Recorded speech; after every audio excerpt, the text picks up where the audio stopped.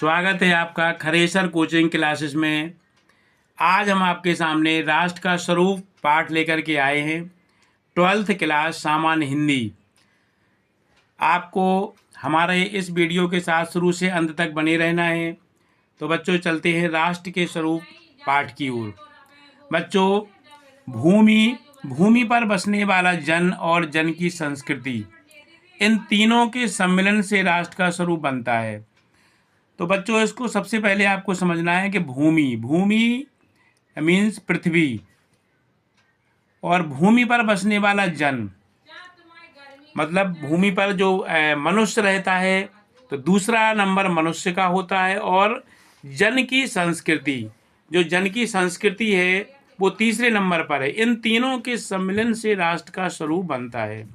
बच्चों, लेखक कहता है कि भूमि का निर्माण देवों ने किया है। वह अनंत काल से है। अनंत काल माने लंबे समय से है। उसके भौतिक रूप, सौंदर्य और समृद्धि के प्रति सचेत होना हमारा आवश्यक कर्तव्य है। बच्चों, जब भूमि है तो उसके भौतिक रूप, सौंदर्य और समृद्धि के प्रति सचेत होना हमारा परम कर्तव्य है।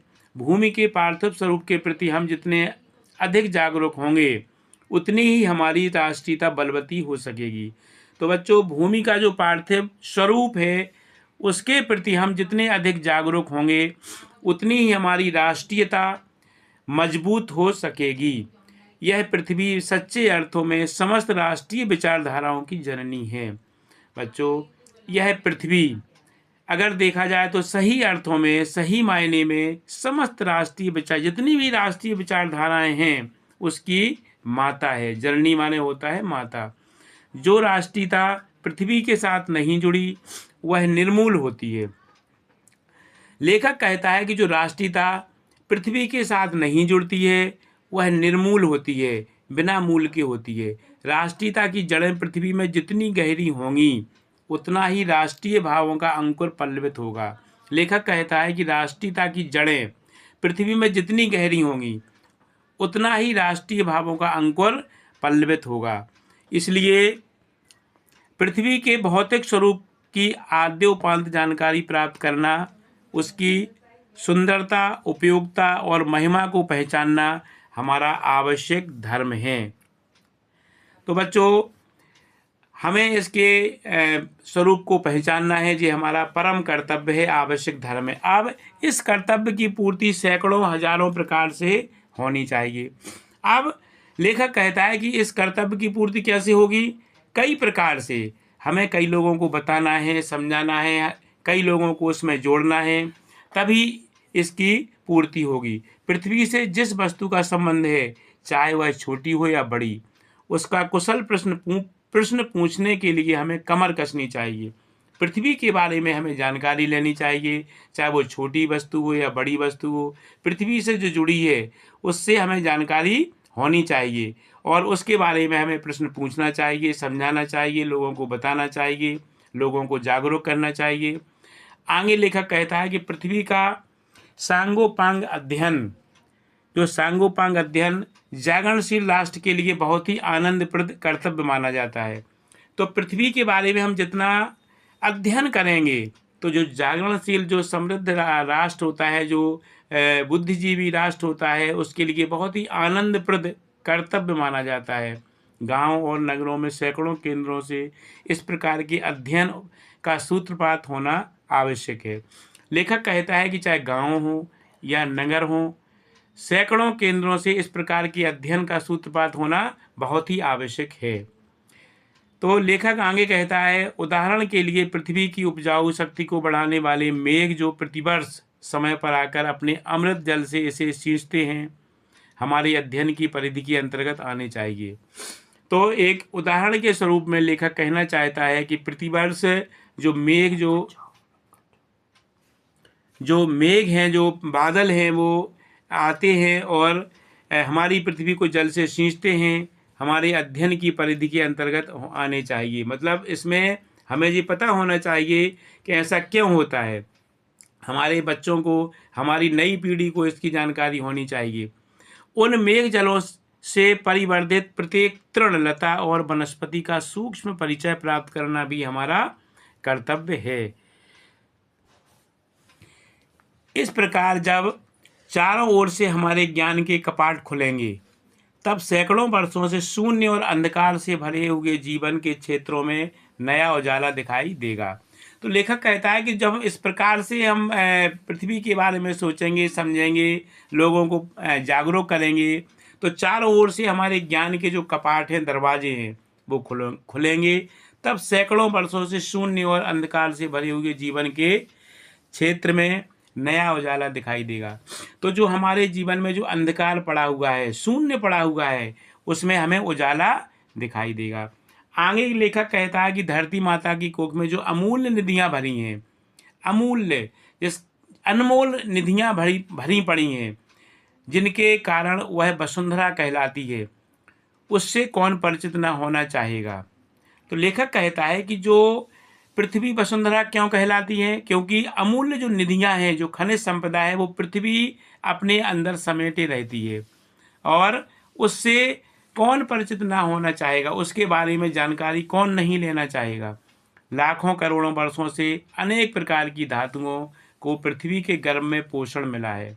लाखों करोड़ों वर्षों से, लेखक कहता है कि एक वर्ष नहीं, लाखों करोड़ों वर्षों से जो धातुएं हैं, जो पृथ्वी के गर्भ में रहती हैं, उनको पोषण मिला है। दिन रात बहने वाली नदियों ने पहाड़ों को पीस पीस कर अगणित प्रकार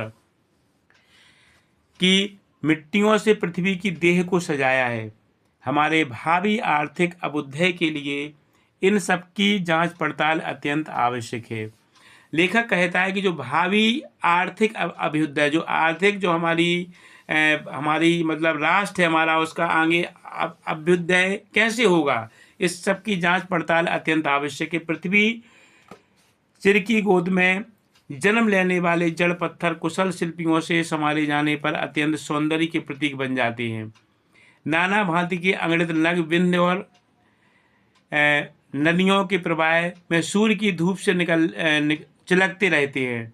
उनको जब चतुर कारीगर पहलदार कटाव पर लाते हैं, तब उनके प्रत्येक घाट से नई शोभा और सुंदरता फूट पड़ती है। वे अनमोल हो जाते हैं। देश के नर नारियों के रूप में मंडन और सौंदर्य प्रसाधन में इन छोटे पत्थरों का भी सदा से कितना भाग रहा है। अतएव हमें उनका ज्ञान होना भी आवश्यक है। तो बच्चों, आगे लेखक कहता है कि पृथ्वी और आकाश के अंतर्गत अंतराल में जो कुछ सामग्री भरी है, पृथ्वी और आकाश के अंतराल में मतलब बीच में जो सामग्री भरी है, पृथ्वी के चारों ओर फैले हुए गंभीर सागर में जो जलचर एवं रत्नों की राशियां हैं, उन सब के प्रति चेतना और स्वागत के लिए भाव राष्ट्र में फैलने चाहिए। तो बच्चों, जो पृथ्वी और आकाश के बीच में जो अनंत जलचर रत्नों की राशियां हैं, उन सब के प्रति हमारी चेतना, जागरूकता होना, स्वागत के लिए भाव राष्ट्र में फैलने चाहिए। उन सब की लोगों को जानकारी होनी चाहिए।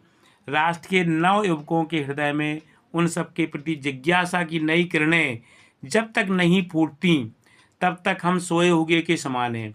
लेखक कहता है कि जब तक ये भावनाएं हमारे हृदय में नहीं फूटती हैं कि आखिर इस धरती में, इस पृथ्वी पर क्या है, आकाश धरती के बीच में जो समुद्र में अनंत जो सागर में जो राशियां, जो रत्न समाये हुए हैं, तो वो क्या है, तब तक हम इसका ज्ञान नहीं करते हैं, तब तक हम एक सोए हुए के समान हैं।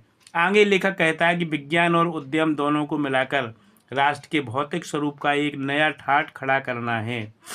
यह कार्य प्रसन्नता, उत्साह और अथक परिश्रम के द्वारा नित्य आगे बढ़ाना चाहिए। लेखक कहता है कि ये कार्य ऐसे नहीं होता है, इसके लिए हमें प्रसन्नता, उत्साह, अथक परिश्रम करना पड़ेगा, तब हम नित्य आगे बढ़ पाएंगे। हमारा यह ध्येय हो कि राष्ट्र में जितने हाथ हैं, उनमें से कोई भी इस कार्य में भाग लिए बिना रीता न रहे।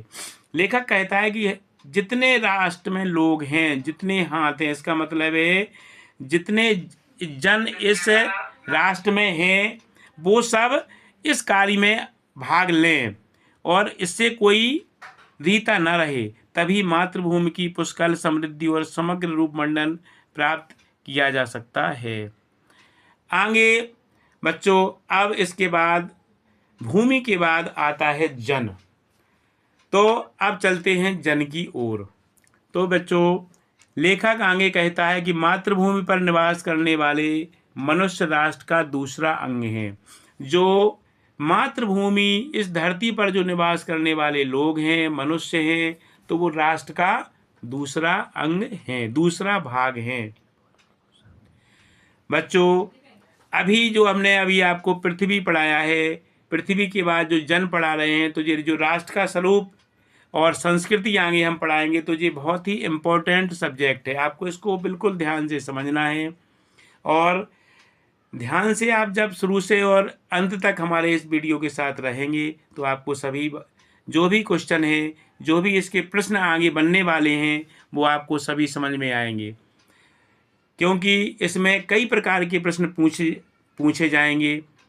आपके 2-2 नंबर के क्वेश्चन होंगे, 5 क्वेश्चन होंगे, 10 नंबर के आपके जो क्वेश्चन बनेंगे वो इन्हीं जो गद्यांशों में से पूछे जाएंगे। तो आपको हमारे साथ इस वीडियो में बिल्कुल बने रहना है।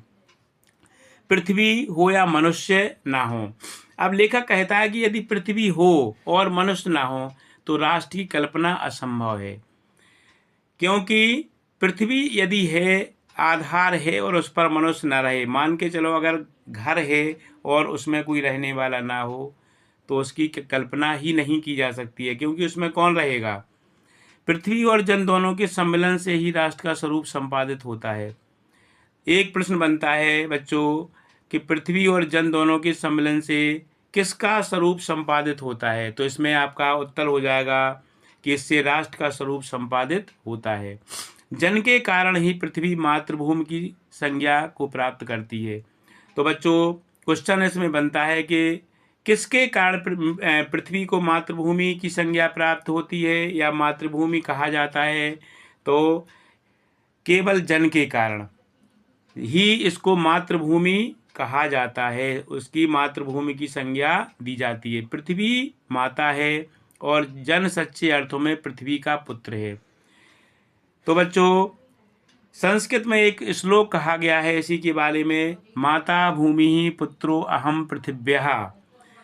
इसका अर्थ है बच्चों, भूमि माता है और मैं उसका पुत्र हूँ। अब आगे बच्चों, जन के हृदय में इस सूत्र का अनुभव ही राष्ट्रीयता की कुंजी है।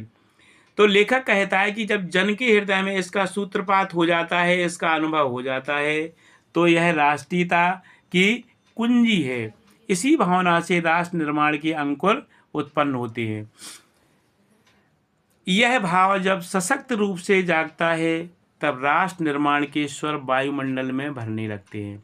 इस भाव के द्वारा ही मनुष्य पृथ्वी के साथ अपने सच्चे संबंध को प्राप्त करते हैं। जहाँ यह भाव नहीं है, वहाँ जन और भूमि का संबंध अचेतन और जड़ बना रहता है। जिस समय भी जन का हृदय भूमि के साथ माता और पुत्र के संबंध को पहचानता है, उसी क्षण आनंद और श्रद्धा से भरा हुआ उसका प्रणाम भाव मातृभूमि के लिए इस प्रकार प्रकट होता है।